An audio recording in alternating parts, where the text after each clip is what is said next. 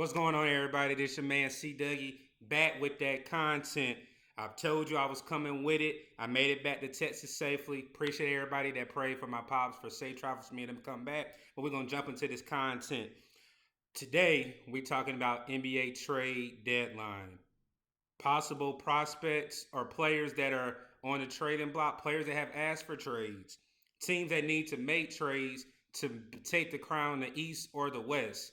But you know it's all about that Miami Heat. Yes, I had the Bam out of Bayou jersey on to represent my Miami Heat, man. But let's jump into the content. Before we do that as well, head over to Prize Picks as well. If you have not downloaded Prize Picks, you're missing out on easy money to do projections between 2 and 6 players. Also, if you have not downloaded Prize Picks, also for first-time users, use the promo code Keep Pounding, and Prize Picks will match up to any amount up to $100 that you deposit on your very first time using it. Again, let's jump into the content. As we know, Kyrie Irving dropped the news on us yesterday that he has declared for the Brooklyn Nets to trade him, meaning that he wants to be traded by February 9th, which is the trade deadline. While all of a sudden now, he's been balling out of his mind, basically keeping his head down and playing on the court. But with his counterpart, Kevin Durant, being out, he sees that maybe this roster is not strong enough for me to stay on. It's time for me to, go my separate ways. Got my notes right here. I'm going to tell you what Kyrie Irving has been doing this year so far. 27.1 points per game, 5.1 rebounds per game, 5.3 assists per game. Any team can use that right now. But what is aligning and everything lining up is looking like he's probably headed to LA with his previous counterpart, LeBron James, where they won the first championship for the Cleveland Cavaliers when they were both playing with each other. Would this move possibly make the Lakers title contenders? You have LeBron, AD, then Kyrie, possibly three of the best players at their positions. Who knows? But also you had the Miami Heat that possibly need to trade Kyle Lowry away. Kyle Lowry came to my Miami Heat to make an impact at the point guard position, but has not. Came in overweight last year. What did he do? He didn't really perform. Now he's not even performing. He can't stay healthy. He's missed so many games. So now it's time for us to probably part ways and possibly try to get Kyrie as our starting point guard. Then you had the Phoenix Suns. I'm not saying Chris Paul needs to go away, but what can you really do? Like, it's just a possible trade where you flip Chris Paul or you flip Ayton or you do a 3-player team to do that. But also you have the Dallas Mavericks as well that are trying to help Luka Doncic get any help he can. The man is a one-man show by himself down here in Texas. Yeah, he has Christian Wood. Yes, he has Dinwiddie. Yes, he has Hardaway. But those 3 players are not really living up to the height that he needs because he's carrying those individuals in his team into the playoffs. So could Kyrie come down here to Dallas and help Luka Doncic? Who knows about that? But I'm putting my bet on him reuniting with LeBron James, and we'll see how that goes. Next player we're going to jump into, OG Anunoby out of Toronto Raptors. He's been a hot topic before Kyrie sat there and said that he was asking the Nets brass to trade him before the trade deadline. OG Anunoby has been averaging 16.9 points per game. And he's not even the vocal point. They have Trent Green. Then they have Barnes. Then they have Fred VanVleet. So he's really not even the number one option. He can go into any system and just show up and give you 16 points per game. What team cannot utilize that is trying to go for a playoff push?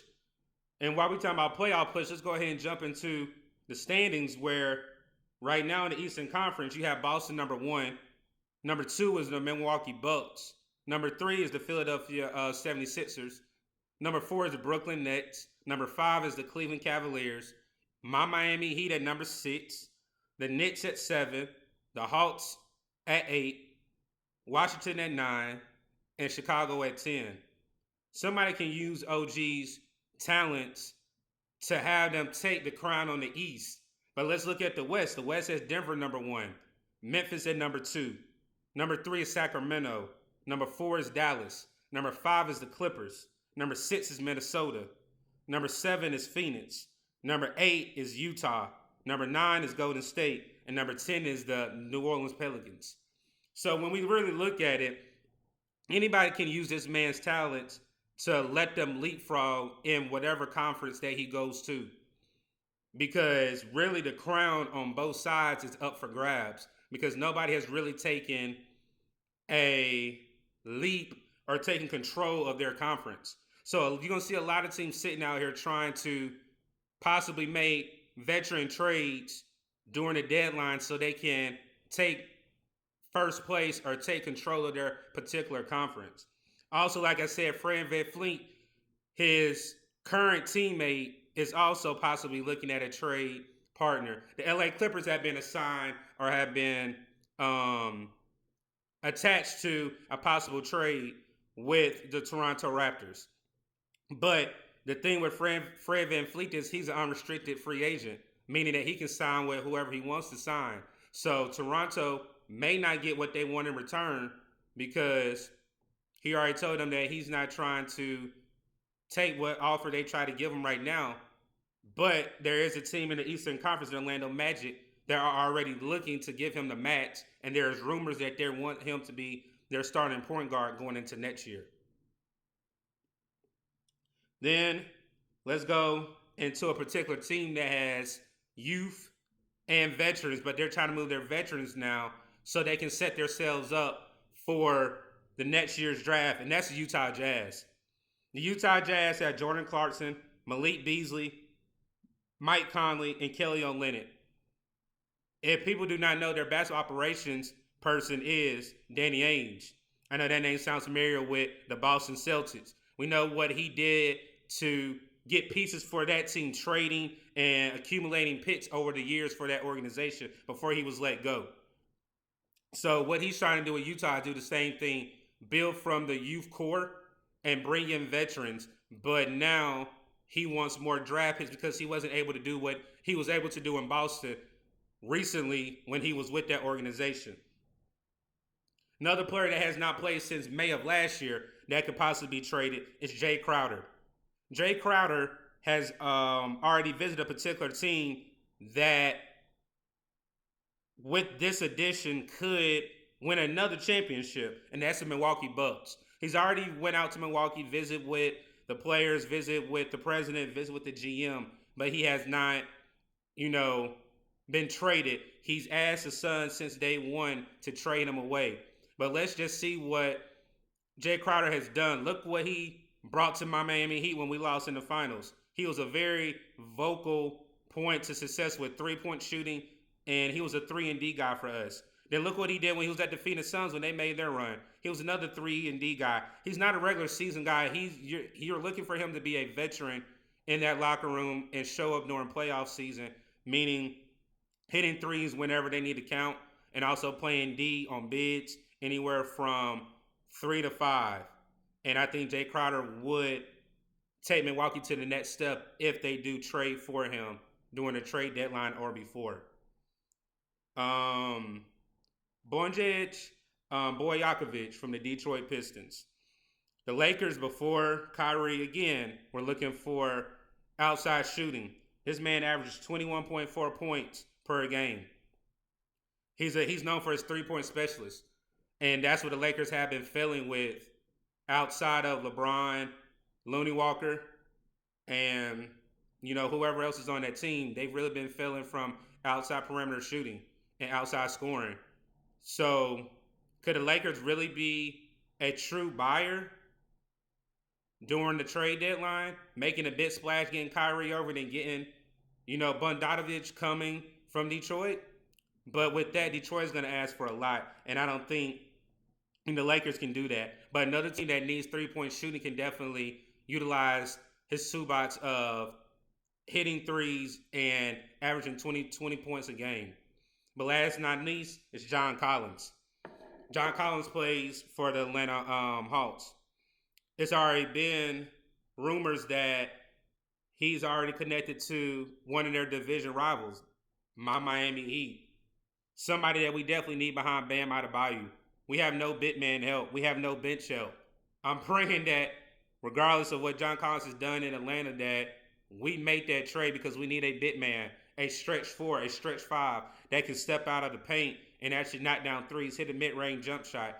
Because outside of Bam, who do we have? Outside of Jimmy Butler, who do we have? We thought Strus and we thought Duncan Robinson would come and help us, but they have really not done anything this year. It's really just been Caleb Martin, Bam Adebayo. Then you have Jimmy Buckets. We need another player. We need a point guard. We need help on the bench. We need another big man. So for my Miami Heat, I'm hoping they're busy as well doing a trade deadline. This is just part one. Came to you with the trade deadline. Again, the trade deadline is next week, February 9th. We'll definitely be jumping into whatever trades have been done on that particular day or prior. Again, I appreciate everyone that has subscribed. I have not forgotten about you guys. About the giveaway, I will be leaving a comment in the community section. Please check it out. Also, jump in the comment section. Share the video. Tell me what you think about the trade deadline. What do you think about Kyrie Irving? What do you think about John Collins? What do you think about Jay Crowder? What do you think about OG Anunoby? What do you think about Fred VanVleet? Or is there somebody that you think possibly will get traded? And yes, I do have the art behind. I have another special piece coming. Like I said, I appreciate you guys. I appreciate all the love. Continue to subscribe, share the channel. We are growing. As always, I appreciate everybody. One love.